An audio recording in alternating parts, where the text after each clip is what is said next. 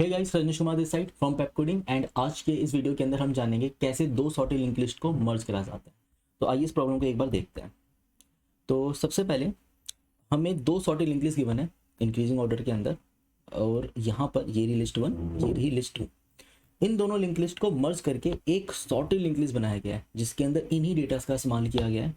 जैसे कि यहाँ पे आप देख पा रहे होगे कि सबसे पहले -1 ये रहा, फिर 1, फिर आता है 0, फिर आता है 1, उसके बाद 2 एंड देन 6, फिर अगेन 6, फिर उसके बाद 7, फिर 15 एंड देन 17, 24 एंड देन 25। तो इन दोनों लिस्ट का इस्तेमाल करके मैंने एक सॉर्टेड लिस्ट यहाँ पे क्रिएट कर ली। अब इसके कंस्टेंट्स पे नज़र डाल लेते हैं। अगर हम कंस्टेंट्स की बात करें तो 0 से लेकर 10⁻6 तक इसका कंस्टेंट है, यानी कि लिंक लिस्ट या तो एम्प्टी भी हो सकती है या फिर लिंक लिस्ट की लेंथ 10⁻6 तक हो सकती है। यानी कि इसके अंदर n² का सॉल्यूशन पास नहीं हो सकता, इसके अंदर ओवन या ओवन से कम का सॉल्यूशन पास होगा। ओके, ओवन क्या है यहाँ पर? The size of the link list. इन दोनों लिंक लिस्ट का साइज, मैं इसको अगर n बोलूँ तो इसको मैं m लेंथ की लिंक लिस्ट बोल रहा हूँ, तो इसका सॉल्यूशन इसी के अप्रॉक्स होना चाहिए। एडिशन में चलेगा n+m टाइप, या सिर्फ n या फिर सिर्फ m, n×m नहीं हो सकता, क्योंकि अगर दोनों लिस्ट, अगर मान लो n वाली लिस्ट भी 10⁻6 हो जाती है और ये वाली लिस्ट भी 10⁻6 हो जाते हैं, दोनों के अगर दोनों n×m की कॉम्प्लेक्सिटी आप लेकर आते हो तो ये कॉम्प्लेक्सिटी 10⁻12। पर अगर आप n+m की कॉम्प्लेक्सिटी लेकर आते हो तो ये कॉम्प्लेक्सिटी होगी 2 टाइम्स ऑफ 10⁻6, जो कि बहुत ईजिली पास किया जा सकता है। खैर वो बात की बात है, बाद में देखेंगे उसे। अभी के लिए ये देखते हैं इसको सॉल्व कैसे करेंगे। तो मैंने क्या करा है, टेस्ट केस पहले से नोट डाउन कर लिया है। ये देखिए यहाँ पर टेस्ट केस मेरे पास पहले से ही रखा हुआ है। सबसे पहले मैं एक डमी नोड बनाता हूँ। ये है मेरा डमी नोड। डमी नोड क्यों बना रहा हूँ? डमी नोड वाला जो कॉन्सेप्ट है ना यार, इसलिए इंट्रोड्यूस कर रहे हैं ताकि कभी भी ना मुझे अगर प्रीवियस नोड, जैसे कि मुझे पिछले नोड की जरूरत पड़ रही है, अब प्रीवियस किसी सिनेरियो में कभी पर नल रखना पड़ जाता है, तो मुझे ना नल पॉइंट एक्सेप्शन वाले जो केसेस होते हैं उनको बचाना होता है, ताकि नल पॉइंट एक्सेप्शन आने की प्रोबेबिलिटी जितनी हो सके उतनी कम कर सकूँ मैं। तो मैं यहाँ पे डमी नोड वाला कॉन्सेप्ट यूज़ कर रहा हूँ। ये क्या करता है, नल पॉइंट एक्सेप्शन आने के चांसेस को बहुत रिड्यूस कर देता है। तो डमी नोड रखा और एक प्रीवियस रखा। यहाँ पे C1, यहाँ पे C2, ये दो पॉइंटर्स है मेरे, जो कि पहले L1 और ये L2। तो जो भी गिवन पॉइंटर्स हैं L1 L2 यानी कि दो लिंक लिस्ट मैंने यहाँ पे रख लिए। और C1 C2 क्यों इंट्रोड्यूस कर रहा हूँ मैं? क्योंकि कभी भी ना लिंक लिस्ट के हेड को कभी चेंज नहीं करना चाहिए। जिसको पॉइंट करा वैसे ही करने दो। अगर आप उस, ये एक अच्छी प्रैक्टिस होती है कि आप हेड को चेंज मत करो, हेड जहाँ पर है वहीं पर रहने दो। उसके बिहाफ पर कोई आइट्रेटर ले लो, आइट्रेटर को चेंज कर लो, हेड को चेंज मत करो। क्योंकि बाय मिस्टेक अगर आपने हेड को खो दिया तो क्या होगा, फिर मैं लिंक लिस्ट से हाथ धो बैठूंगा, मुझे लिंक लिस्ट फिर मिलेगी नहीं। इसलिए मैं यहाँ पे C1 और C2 नाम के दो पॉइंटर का इस्तेमाल कर रहा हूँ। डमी नोड है, इसमें कोई भी डमी वैल्यू हो सकती है, कुछ भी वैल्यू रख सकते हो, इस वैल्यू से हमें कोई फर्क नहीं पड़ता। अब यहाँ पे देखते हैं C1 C2, तो मैं दूसरे पेन का इस्तेमाल करूंगा यहाँ पर। C1 और C2 में छोटी वैल्यू कौन सी है? C2 की। तो प्रीवियस के नेक्स्ट में C2 को असाइन करो एंड C2 को आगे मूव करा दो, क्योंकि अभी अभी मैंने C2 वाले नोड को यूज करा है, तो मुझे C2 को फॉरवर्ड की ओर मूव कराना होगा। एंड प्रीवियस को आगे लेके चले गए, प्रीवियस को प्रीवियस के नेक्स्ट पे, C2 को C2 के नेक्स्ट पे। अब C1 C2 में छोटा कौन है? C2। अगेन ये इसको पॉइंट करेगा, और जो C2 वाला पॉइंटर है वो आगे चला जाएगा, और प्रीवियस वाला पॉइंटर भी आगे चला जाएगा।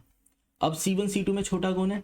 C1 C2 में C1 छोटा है, तो प्रीवियस वाला पॉइंटर पॉइंट करेगा C1 को, और जो C1 है वो यहां से उठकर आगे चला जाएगा और प्रीवियस के नेक्स्ट पे चला जाएगा। C1 C2 में छोटा कौन है? C1, तो प्रीवियस वाला पॉइंटर C1 को पॉइंट करेगा, C1 आगे की ओर चला जाएगा एंड प्रीवियस आगे की ओर चला जाएगा। अब C1 C2 में छोटा कौन है? C1 C2 के अंदर दोनों ही इक्वल है, तो आप किसी को भी असाइन कर सकते हो। मान लेते हैं इस सिनेरियो के अंदर मैं करना चाहता हूँ C2 को असाइन, तो मैं क्या करूँगा, प्रीवियस के नेक्स्ट में C2 को लेकर आए और C2 को आगे की ओर लेकर चले गए, प्रीवियस को प्रीवियस के नेक्स्ट पे। अब C1 C2 में छोटा कौन है? C1, फिर प्रीवियस का जो नेक्स्ट है वो पॉइंट करेगा C1 को, C1 आगे की ओर चला जाएगा, प्रीवियस अपने नेक्स्ट पे चला जाएगा। C1 C2 में छोटा कौन है? यहाँ पर है C1 छोटा, तो हम इधर जाएंगे, C1 और प्रीवियस दोनों ही आगे चले गए। C1 C2 में छोटा कौन है? C1, दोबारा से P1 के नेक्स्ट में C1 को लगाया एंड दोनों नोड्स आगे की ओर चले गए। अब C1 C2 में छोटा कौन है? C2। अब प्रीवियस के नेक्स्ट में C2 को अटैच करेंगे, C2 आगे की ओर चला जाएगा और प्रीवियस इधर आ जाएगा। अब देखो यहाँ पे ये बात गारंटीड थी कि C2 छोटा था, इसीलिए प्रीवियस के नेक्स्ट ने C2 को पॉइंट करा और C2 फॉरवर्ड की ओर मूव कर गया। फाइन। पर अब क्या हुआ है, C2 हो चुका है नल, यानी कि मेरी एक लिस्ट खाली हो चुकी है और दूसरी लिंक लिस्ट आज भी बाकी है। तो मुझे यहाँ पे क्या करना है, मुझे इन दोनों लिंक लिस्ट को अब मर्ज करना है। मैं कैसे करूंगा, मैं प्रीवियस के नेक्स्ट में C1 को डायरेक्टली अटैच कर देता हूँ। कैसे कर देता हूँ, क्योंकि मैं जानता हूँ प्रीवियस वाला जो पॉइंट है वो मेरा C1 से छोटा है। तो प्रीवियस के नेक्स्ट में डायरेक्टली आप C1 को अटैच करो और ये लिंक लिस्ट अब आपकी सॉर्टेड हो चुकी है। ओके, सो ये लिंक लिस्ट हमारी सॉर्टेड हो चुकी है। अब हम आगे की ओर देखते हैं। अब जो हमारा हेड है वो डमी नोड नहीं रहेगा, डमी का नेक्स्ट हो जाएगा, यानी कि ये बनेगा मेरा हेड नोड, डमी का नेक्स्ट। अब इसको यहां से रीड करना स्टार्ट करो। -1 0 1 2 6 6 7 15 17 24 29 एंड 85। तो ये लिंक लिस्ट मेरी सॉर्टेड हो चुकी है। तो एक बार जरा इसको कोड करते हैं, फिर हल्का से दोबारा ड्राई रन करेंगे एंड देन इसकी टाइम और स्पेस कॉम्प्लेक्सिटी का पता लगाएंगे। चलो, तो यहां पर सबसे पहले अब देखो दो लिस्ट आ रही है। क्या मुझे पता है कि दोनों लिंक लिस्ट नॉन एम्प्टी है? मैं तो नहीं जानता हूं। तो मैं यहाँ पे क्या करता हूँ, यहाँ पर अगर L1 मेरा नल के इक्वल हो जाए या फिर L2 मेरा नल के इक्वल हो जाए, दोनों ही सिनेरियो के अंदर मुझे यहाँ पे रिटर्न कर देना चाहिए। अगर L1 नॉट इक्वल टू नल है तो L1, नहीं तो L2। ये क्या कर रहा है, देखो दो सिनेरियो बन सकते हैं, या तो लिस्ट 1 एम्प्टी हो जाए या लिस्ट 2 एम्प्टी हो जाए। ये है एक सिनेरियो कि दोनों में से कोई एक लिस्ट एम्प्टी थी। दूसरा सिनेरियो कि दोनों की दोनों लिस्ट एम्प्टी थी। दोनों में से कोई एक लिस्ट एम्प्टी हो जाती है तो ऑफकोर्स वो इफ के अंदर आएगा। अगर लिस्ट 1 एम्प्टी नहीं है तो लिस्ट 1 रिटर्न हो जाता है और लिस्ट 2 क्योंकि एम्प्टी होगी, बिकॉज दोनों में से किसी एक लिस्ट का एम्प्टी होना जरूरी है। तो अगर लिस्ट 1 एम्प्टी नहीं थी पर लिस्ट 2 एम्प्टी थी तो ये कंडीशन क्या हो जाएगी, ये फॉल्स ये ट्रू। तो इवेंचुअली ट्रू स्टेटमेंट होता है। और लिस्ट 1 एम्प्टी नहीं है इसलिए लिस्ट 1 रिटर्न हो गया यहाँ से, क्योंकि दूसरी लिस्ट को अब सॉर्ट करने का मतलब ही नहीं बनता, क्योंकि एक लिस्ट तो सॉर्टेड थी, दूसरी लिंक लिस्ट कैसी थी हमारी, एम्प्टी थी वो। तो अगर मैं दोनों लिंक लिस्ट को मर्ज करूंगा तो लिस्ट 1 ही तो मुझे आंसर मिलेगा। सेकंड, अगर मान लो ये मेरा फॉल्स हो जाए कि जो लिस्ट 1 है वो नल के इक्वल हो जाए, यानी कि ये वाली कंडीशन ट्रू हो जाए, ये फॉल्स हो जाए, तो भी अब लिस्ट 1 नल के इक्वल है तो रिटर्न क्या हो जाएगा यहाँ से L2। और अगर मान लो दोनों ही कंडीशन ट्रू हो जाती है, दोनों की दोनों लिस्ट एम्प्टी थी, क्योंकि कंडीशन ट्रू है ये वाली कंडीशन, ये इफ ट्रू हुआ तो ये कंडीशन फॉल्स हुआ, इसलिए रिटर्न हुआ L2। इवेंचुअली आपने नल ही रिटर्न कर दिया। अब इस क्वेश्चन को सॉल्व करने के लिए क्या करेंगे, जैसा हमने ड्राई रन के अंदर किया था बिल्कुल सेम वही चीज़ यहाँ पे करने वाले हैं। सबसे पहले C1 नाम का पॉइंटर बनाते हैं जो कि होगा L1। फिर मैं एक पॉइंटर बनाता हूँ C2 नाम का जो कि पॉइंट करेगा L2 को। एंड उसके अंदर हमने एक डमी नोड भी बनाया था, तो मैंने यहाँ पर एक डमी नोड बना दिया, न्यू लिस्ट नोड -1। और लिस्ट नोड प्रीवियस मैंने किसके इक्वल कर दिया, डमी के इक्वल कर दिया। अब यहाँ पर मेरे पास डमी नोड आ चुका है, प्रीवियस आ चुका है, C1 C2 आ चुका है। हम क्या कर रहे थे, हर बार चेक कर रहे थे व्हाइल लूप के अंदर, जब तक कोई एक लिस्ट खाली नहीं हो जाती तब तक लूप को रन करते रहो। तो यहाँ पर व्हाइल लूप के अंदर सिंपल सी condition, C1 not equal to null and C2 not equal to null, तब तक मैं लूप को रन करता रहूंगा। अब यहाँ पे चेक क्या करेंगे, यहाँ पे चेक करेंगे C1 C2 में से छोटा कौन है, जो भी छोटी वैल्यू होगी प्रीवियस का नेक्स्ट उसी को पॉइंट करेगा। सो इधर C1 डॉट वैल क्या स्मॉलर देन है C2 डॉट वैल से, अगर हाँ तो क्या करो, प्रीवियस के नेक्स्ट में C1 को अटैच करा दो और C1 को आगे की ओर मूव कर लो। एल्स अगर C1 का वैल छोटा नहीं है, C2 का वैल छोटा है, मींस अब आप क्या करोगे, प्रीवियस के नेक्स्ट में C2 को अटैच करोगे और C2 को मूव करा दोगे C2 डॉट नेक्स्ट पे। और इसके बाद आपका नेक्स्ट स्टेप क्या होगा, आपका नेक्स्ट स्टेप होगा प्रीवियस को आगे लेकर जाना है। प्रीवियस कहाँ जाता है हमेशा, प्रीवियस के नेक्स्ट पे। तो हमने प्रीवियस को आगे की ओर शिफ्ट कर दिया। अब ये वाइल लूप टर्मिनेट कब होगा, ये वाइल लूप टर्मिनेट होगा जब दोनों में से कोई एक भी लिस्ट खाली हो जाएगी, वैसे ही वाइल लूप टर्मिनेट हो जाएगा। हम ट्रायल रन के अंदर भी यही कर रहे थे। जैसे कि अगर मान लो यहाँ पे कोई नोड होता, अगर यहाँ पे कोई नोड होता तो क्या हो रहा होता, जैसे इसको हल्का सा बैक लेके जाते हैं और फिर देखते हैं हम क्या कर रहे थे। जैसे ये सिनेरियो था,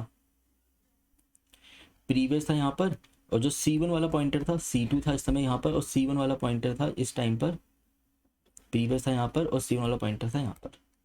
यहाँ पे क्या हो रहा था, C1 C2 में छोटी वैल्यू किसकी है, C1 C2 में छोटी वैल्यू है C1 की।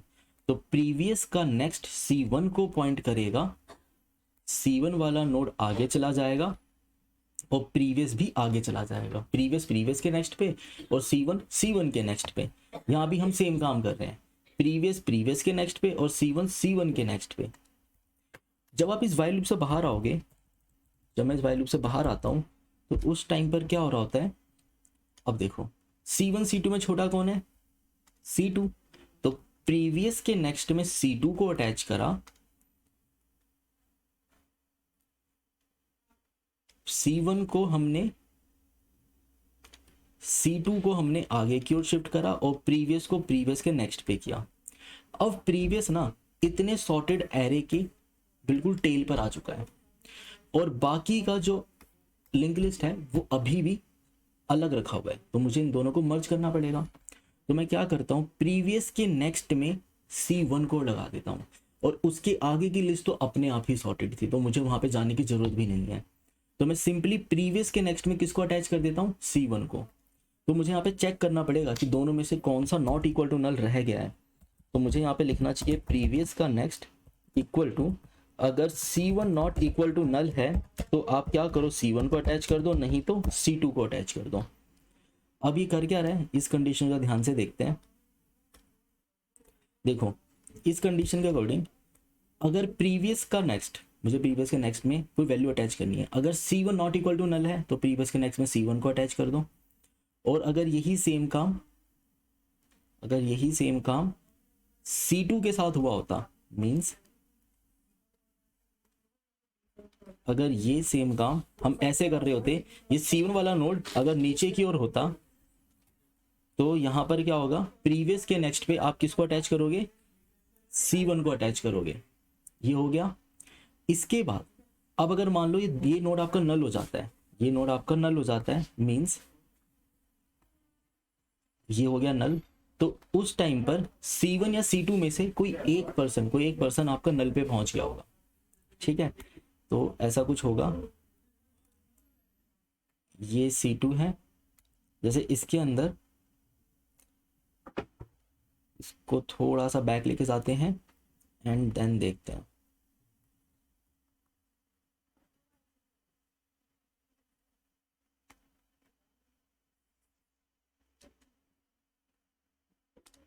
अब देखो C1 C2 में क्या हो रहा है, C1 C2 के अंदर, C1 C2 में C1 की वैल्यू छोटी हो रही है, तो यहां पर क्या होगा, प्रीवियस के नेक्स्ट में आप C1 को अटैच करोगे,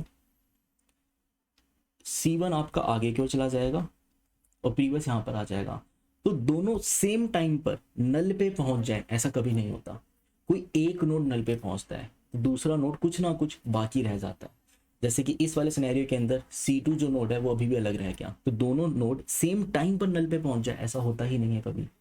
तो आपके सामने सिनेरियो आया, अब आप क्या करोगे, प्रीवियस के नेक्स्ट पे C2 को अटैच कर दोगे। तो प्रीवियस के नेक्स्ट पे मैंने C2 को अटैच करा एंड हमारा लिंक लिस्ट सॉर्टेड हो गया। तो आप चाहे कोई भी सिनेरियो बना लो, सेम टाइम पे दोनों node at a same moment एक नल पे पहुंच जाए, ऐसा नहीं होगा। कोई एक नोड पहले नल पे पहुंचेगा तो दूसरा नोड उस टाइम पे नॉट इक्वल टू नल पे प्रेजेंट होगा, वहां पे किसी नोड को पॉइंट कर रहा होगा, क्योंकि हमने भी चेक तो पहले लगा लिया कि दोनों लिंक लिस्ट में से दोनों नोड, दोनों लिंक लिस्ट का प्रेजेंट होना जरूरी है। अगर दोनों लिंक लिस्ट में कोई एक भी लिंक लिस्ट नल हो जाती है तो वो तो हमारा इफ कंडीशन ही संभाल लेता है। इसके बाद अगर मैं इस इफ के बाहर में अगर आ रहा हूँ, इस इफ के बाहर अगर मैं आ रहा हूँ, तो इसका मतलब कि मेरे लिंक लिस्ट के अंदर दोनों लिंक लिस्ट प्रेजेंट है। तो कोई एक लिस्ट, अगर कोई एक लिस्ट नल पे पहुंच जाती है तो दूसरी लिस्ट उस समय नॉट इक्वल टू नल पे प्रेजेंट रहेगी। इसलिए इस लाइन का लिखना भी बहुत ज़रूरी है। ये लाइन याद से लिखना है, क्योंकि बहुत सारे बच्चे क्या करते हैं, इसको सॉल्व करने के लिए इस पर लूप चला देते हैं, जबकि लूप चलाने की जरूरत होती ही नहीं है। हम डायरेक्टली लिंक लिस्ट के अंदर पॉइंट करा सकते हैं, यही तो लिंक लिस्ट की खासियत है, ये पॉइंटर है। तो आगे की लिस्ट डायरेक्टली मेरे से अटैच हो जाएगी बिना उस पर मुझे गए, मतलब मैं बिना उसको आइटरेट करे इस पूरी लिस्ट को अपने अंदर ऐड कर सकता हूँ। ये लिंक लिस्ट की खास बात है, इसलिए हम इसको डायरेक्टली इसको पॉइंट कर रहे हैं। अब जरा इस कोड की कॉम्प्लेक्सिटी देख लेते हैं। इस कोड की कॉम्प्लेक्सिटी कितनी रही होगी? ये तो सारा O1 का काम है। ये वैल्यू कितना चल रहा है, एन और एम में जो भी छोटा है, मतलब अगर दो टाइप की लिस्ट है, एक है एन साइज की, एक है एम साइज की, तो एन और एम में जो भी सबसे स्मॉलर वैल्यू है उसके इक्वल चल रहा है, क्योंकि जो भी सबसे छोटी वैल्यू रही होगी, जो भी सबसे, मतलब ये लेंथ पे डिपेंड नहीं करता। ऐसा हो सकता है, ऐसा हो सकता है कि मान लो आपकी जो लिस्ट है वो ऐसी हो 1000 और 1 2 3 4 5 6 7 8। तो ये कहना गलत होता है, मतलब इसके अंदर क्या होता है, जब कुछ बच्चे इसको सॉल्व कर रहे होते हैं तो वो ना ऐसा आंसर करते हैं यूजली कि दोनों लिंक लिस्ट में से जो पहले खत्म हो जाएगा तो वो इसका आंसर है, और वो इसका आंसर मिन ऑफ एन एम बोल देते हैं। मिन ऑफ एन एम बोलना सही नहीं होगा। क्यों नहीं सही होगा? बिकॉज इस सिनेरियो में इस लिंक लिस्ट की लेंथ है 2 और इस लिंक लिस्ट की लेंथ है 8। अब आंसर तो होना चाहिए इसका 2, मतलब लूप हमारा 2 बार चलना चाहिए, पर होगा क्या, होगा ये C1 वाला पॉइंटर यहाँ पे, C2 यहाँ पर, ये C2 वाला पॉइंटर पूरा इटरेट कर गया यहाँ से लेकर यहाँ तक। एंड सबसे पहले देखो, अगर हम इसको ट्राई रन करें तो कैसे होने वाला है, डमी नोड यहाँ पे रखोगे आप, प्रीवियस यहाँ पे बनाओगे, प्रीवियस के नेक्स्ट में मान लेते हैं मैंने पहले C1 को अटैच करा, C1 आगे की ओर चला गया और प्रीवियस उठकर यहाँ आ गया। अब इसके बाद प्रीवियस इसको पॉइंट करेगा और ये ऐसे चलता जाएगा, प्रीवियस इस तरफ की ओर आ जाएगा, C2 इस तरफ की ओर, फिर C2 इधर आएगा, फिर C2 इधर आता है, फिर C2 इधर आता है, फिर C2 इधर आता है, फिर C2 इधर आता है, फिर C2 इधर आएगा, एंड फाइनली एक दिन C2 इधर पहुंच जाएगा। तो मैंने इस पूरी लिस्ट को ट्रेवल तो कर लिया, और जब मैं यहाँ पर पहुंचा तो C1 C2 में C1 अभी नॉट इक्वल टू नल था, तो प्रीवियस के नेक्स्ट में C1 को अटैच करा, एंड फाइनली मेरी लिंक लिस्ट सॉर्टेड हो गई। मतलब एक सॉर्टेड लिंक लिस्ट मिलेगी, दोनों सॉर्टेड लिंक लिस्ट को मर्ज करके। पर यहाँ पर मैंने इस पूरे लेंथ को आइटरेट कर लिया और इस लेंथ को भी आइटरेट कर लिया। तो यहाँ पर ये कहना गलत होगा कि इसके अंदर मिन ऑफ एन एम, ये कहना गलत होगा। इसका आंसर क्या होगा, इसका आंसर होगा कि जो वाइल लूप है ये n प्लस एम टाइम जितना चलता है, और ये काम कितने का है, O1 का। तो इसकी ओवरऑल कॉम्प्लेक्सिटी कितनी हो गई, O of n plus M हो गई इसकी ओवरऑल कॉम्प्लेक्सिटी। एक बार इस कोड को रन करके देख लेते हैं।